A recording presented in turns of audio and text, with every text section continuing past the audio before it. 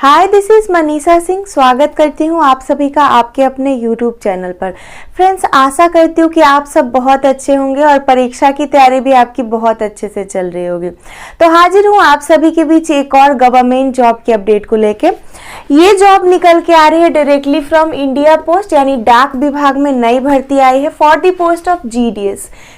ग्रामीण डाक सेवक के बम्पर सीटों के लिए आई है वैकेंसी। देखिए, ये ग्रुप सी का पोस्ट होता है। भर्ती निकल के आई है ऑल इंडिया के लिए, जिसके लिए मेल एंड फीमेल दोनों कैंडिडेट अप्लाई कर सकते हैं।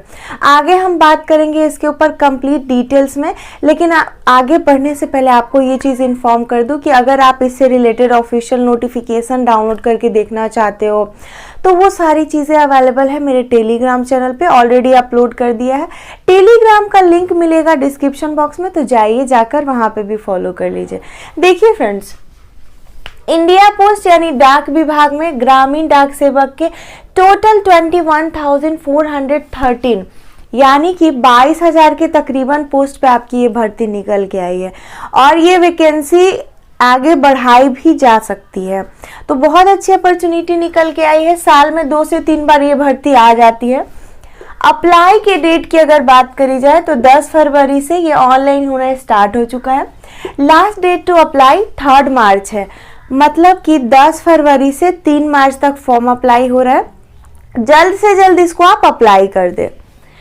फॉर्म का फी जनरल OBC के लिए 100 रुपीज़ और जो SC/ST कैंडिडेट है, फिजिकली हैंडीकैप पर्सन है और फीमेल यानी महिला उम्मीदवार है, उनसे कोई चार्ज नहीं लिया जाएगा।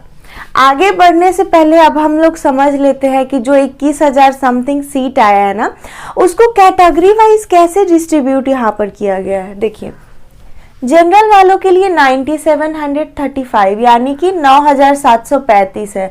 OBC के लिए 4164 यानी कि 4164 सीट रहने वाला है। SC वालों के लिए 2867 यानी 2867 पोस्ट रहेगा। ST के लिए 2086 यानी 2086। EWS के लिए 1952 1952। फिजिकली हैंडीकैप पर्सन्स के लिए 609 सीट आपका अलॉट किया गया। ये था आपका कैटेगरी वाइज सीट। तो ओवरऑल आपने यहाँ पर देखा 21,413 एंड यहाँ पर कैटेगरी वाइज भी मैंने बता दिया।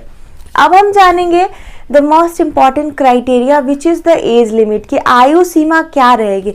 सबसे पहले जान लेते हैं एज का कट ऑफ डेट। तो कट ऑफ डेट है आपका 3 मार्च 2025, मतलब जो फॉर्म अप्लाई करने का अंतिम तिथि है ना 3 मार्च, वही आपका एज का कट ऑफ डेट है। एज है 18 to 40 ईयर्स यानी 18 वर्ष से 40 वर्ष के सभी उम्मीदवार अप्लाई करेंगे। 40 ईयर्स है उसमें रिलैक्सेशन मिलता है OBC को for 3 ईयर्स और SC/ST को 5 साल के लिए।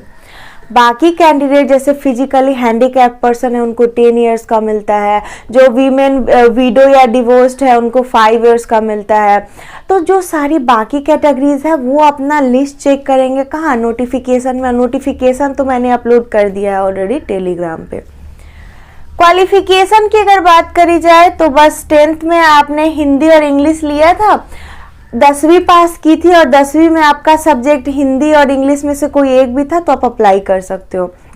साथ में आपके पास नॉलेज ऑफ कंप्यूटर, मतलब कंप्यूटर चलाने आना चाहिए, साइकिल चलाने आना चाहिए। और हाँ, अभी आपने ये जो देखा कैटेगरी वाइज, ये तो ऑल ओवर इंडिया के लिए है, लेकिन ये भर्ती आ रही है आपका जोन वाइज, सर्किल वाइज। तो किस स्टेट का अलग अलग जोन सर्किल है। तो मान लीजिए कि आप कहीं के लिए अप्लाई कर रहे हो, उससे पहले आपको ये देखना है ना कि आपको वहाँ का लोकल लैंग्वेज आना चाहिए, कि आमतौर पर आप जहाँ पे जॉब करो वहाँ के लोकल आदमी सबसे आप बात कर पाओगे, तभी तो आप अपना अच्छा सर्विस दे पाओगे। तो लोकल लैंग्वेज नहीं आएगा जहाँ का, वहाँ आप अप्लाई नहीं कर सकते हो। तो ये बेसिक चीज़ें थी जो मैंने क्लियर कर दी। अब बात करते हैं सिलेक्शन की प्रोसेस, यानी चयन प्रक्रिया क्या रहेगा। देखिए, नो एग्जाम डायरेक्ट रिक्रूटमेंट है, मतलब बिना किसी परीक्षा को पास किए हुए यहाँ पर आपको सिलेक्शन मिल रहा है। सिलेक्शन किस बेसिस पे मिलता है, मेरिट कैसे बनता है। देखिए, मेरिट जो आपका बनेगा ना वो 10th में जो आपका परसेंटेज स्कोर है उसके बेसिस पे बनेगा, ठीक है। सो आई होप कि ये चीज़ आपको क्लियर हो गई होगी। आगे बात करें कि रिक्वायर्ड डॉक्यूमेंट्स क्या रहने वाले हैं, अप्लाई करते वक्त जरूरी आपसे क्या दस्तावेज लिए जाएंगे।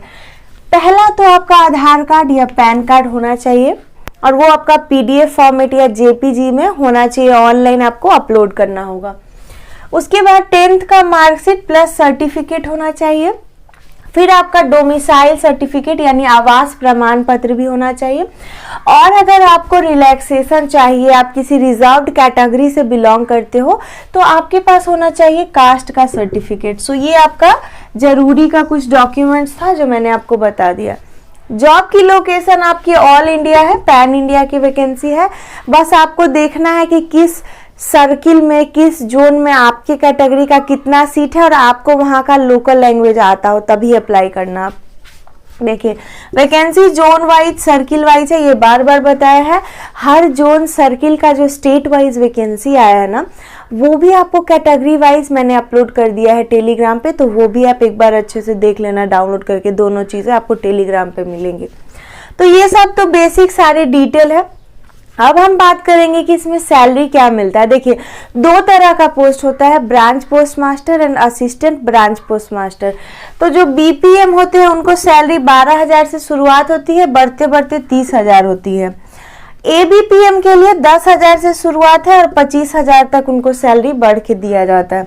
तो ये तो सैलरी के डिटेल हो गए। अब आप सोच रहे होंगे कि स्टार्टिंग में 10,000 12,000 देता है, तो इसके लिए क्यों अप्लाई करें। देखिए, इसका एक अपना ही एक पर्क्स है। यहाँ पे ये जो जॉब होता है ना, सैटरडे संडे आपका ऑफ रहता है, प्लस में वर्किंग आवर आपका बस 5 घंटे का होता है। डेली आपको 5 ही घंटा काम करना है और कुछ ज़्यादा वैसा काम नहीं होता है कि उसमें आप इतने लीन हो गए कि पढ़ाई नहीं कर सकते हो। तो अगर आपका भी अपना ड्रीम है कि आगे बहुत अच्छा करना है, कुछ आप ऑफिसर वगैरह बनना चाहते हो, तो आप इसमें जॉब करके आगे पढ़ाई को कैरी कर सकते हो। बहुत अच्छे तरीके से आप दोनों चीज़ों को मैनेज कर सकते हो। क्योंकि देखिए, पहले तो सैटरडे संडे ऑफ है, ऊपर से 5 ही घंटा जॉब करना है। और कभी कभी ऐसा भी है कि अगर आप ज़्यादा घंटा जॉब करोगे ना, तो उसके अकॉर्डिंग सैलरी आपका, जैसे कि यहाँ पे 10,000 है तो बढ़ के 15,000 भी आ सकता है। तो इसमें अलग ही पर्क्स अलाउंसेस है, तो ये बहुत अच्छी चीज़ है। मेल फीमेल दोनों अप्लाई करेंगे। वर्किंग आवर बेस्ड सैलरी है, 5 आवर्स और डे आपको वर्क करना है, सैटरडे संडे ऑफ है। तो ये सारी चीज़ें जो थी इस पोस्ट के रिगार्डिंग मैंने कंप्लीटली आपको एक्सप्लेन कर दिया है। अब भी कुछ इसके रिगार्डिंग डाउट एंड कंसर्न है ना, तो विदाउट हेजिटेशन कमेंट करके अपने क्वेरी को सॉल्व कर ले। हाँ, वीडियो अच्छी लगी हो, यूजफुल लगी हो तो एक लाइक करना, अपने फ्रेंड्स के साथ भी शेयर कर देना। साथ ही साथ मेरे चैनल को सब्सक्राइब करके नोटिफिकेशन बेल आप ऑल पे सेट करके जाना, ताकि सारी न्यू जॉब की अपडेट ना सबसे पहले आप तक पहुंच सके। तो मिलूंगी फिर से किसी गवर्नमेंट जॉब की अपडेट के साथ। तब तक के लिए stay tune, bye bye, take care.